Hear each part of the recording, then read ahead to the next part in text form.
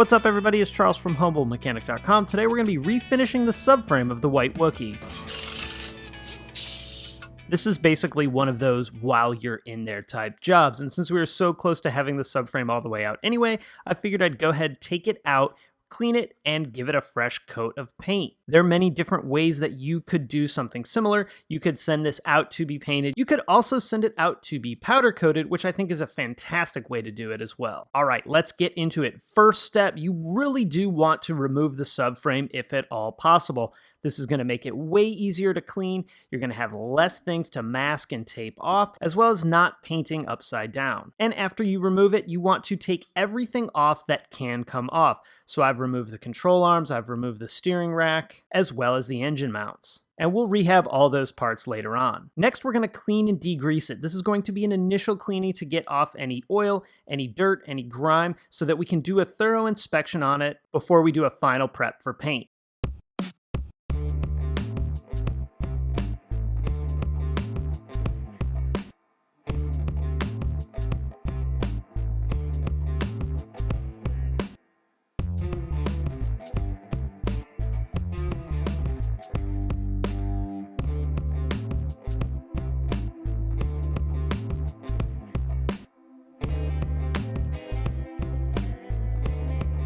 Next, we want to remove any rust and scuff the current paint. Now, you could definitely media blast this and get every bit of paint off of it. That's a little bit deeper than I wanted to go for this round. What I did was I took a wire wheel, this is a 3-inch wire wheel, on a drill, and just cleaned off any surface rust that I found. This is definitely a place where you really do want to have a couple extra wire wheels and a couple extra batteries for your drill. You're running the drill for an extended period of time, and that does take its toll on the batteries. Remember that we want to get any of this surface rust off or any flakes of paint off, because this paint really won't stick to rust. There are treatments like POR 15 that will allow you to paint over rust, hence the POR. So if you're using that, you may not have to do this, but it's still a really good practice, and hey, while we got it out, this is a really easy, quick thing to do.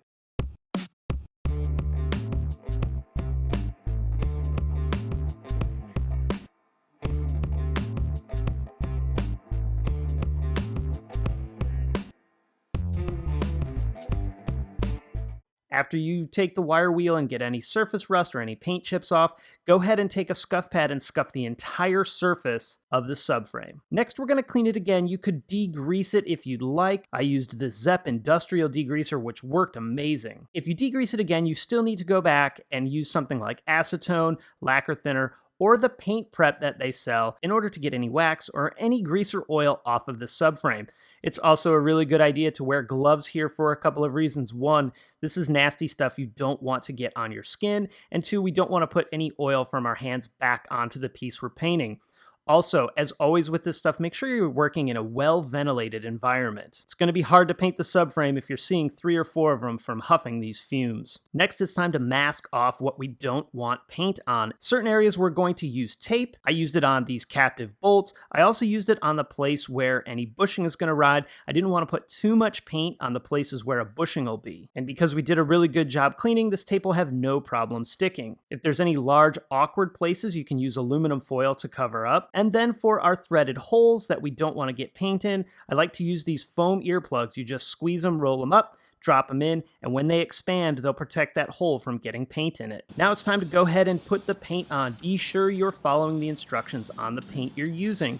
For this job, I'm using VHT chassis paint, which has a built-in primer with it. They recommend that you paint between 60 and 95 degrees Fahrenheit and less than 60% humidity, which here in the South in the summertime, never gonna happen. So the humidity level was quite a bit higher than 60% when I painted this. It does make the paint come out of the can a little bit differently, so you'll wanna take that into account. In a perfect environment, we would have much cooler temperatures and much less humidity while painting. But because this is a subframe, I'm not worried about a little bit of unevenness in the paint. They recommend doing 2 light coats and 1 heavy coat. I actually like to do 1 light coat and 2 heavy coats. I found for me that works a little bit better. Another key is make sure you're putting the paint on in the recommended time. You want to get the coats on within 10 minutes of each other and not let it fully dry. They say if you wait longer than an hour, you need to let the paint fully cure before spraying another coat. So I like to get all the paint on as quickly as I can, and then let it sit for about 3 to 4 hours while the paint dries. After that, you'll be able to gently handle it. Of course, make sure you're shaking the can up as you go, and when you're done, if you have any paint left over,